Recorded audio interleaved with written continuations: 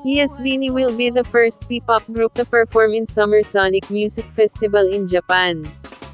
Napakapalad ng BINI na sila ay maimbitahan sa Summer Sonic. Hindi lang sila ang Filipino artist na magpe-perform ngayong taon, naandyan din si Ina Mori na isang Filipino-Japanese at ang SB19 na homegrown talent din. Base sa schedule mauuna ang BINI at si Ina Mori na magpe-perform dahil pareho silang August 14, magkaiba nga lang ng stage, at kinabukasan ang SB19 naman. Ang pagtatanghal ng BINI sa entablado ng Japan ay siguradong magbibigay ng marami pang opportunities sa grupo. Isa na rito ay ang magkaroon ng fanbase sa Japan o paglaki ng bilang ng mga passionate Japanese blooms na nagpunta pa ng Pilipinas ang iba para manood ng BINIverse concert nila sa Philippine Arena. Kaya napaka-importanting event ito para sa grupo.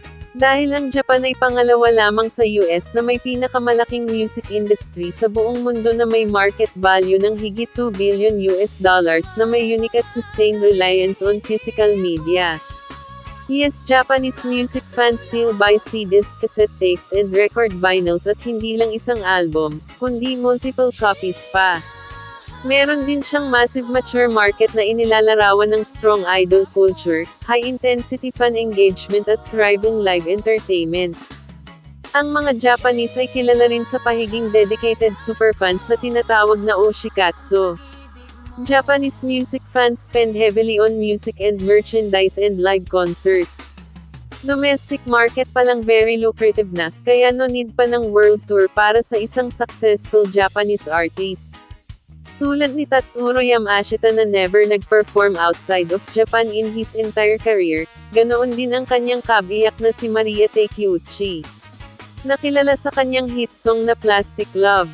Ngayon tayong mga Filipino ay umaasa na lahat ng mga invited artists na magpe-perform sa Summer Sonic ay mag-iwan ng lasting impression sa mga Japanese music fans, at nang magbukas pa ng pagkakataon para sa mga iba pang OPM artists na world-class din naman ang marami sa kanila.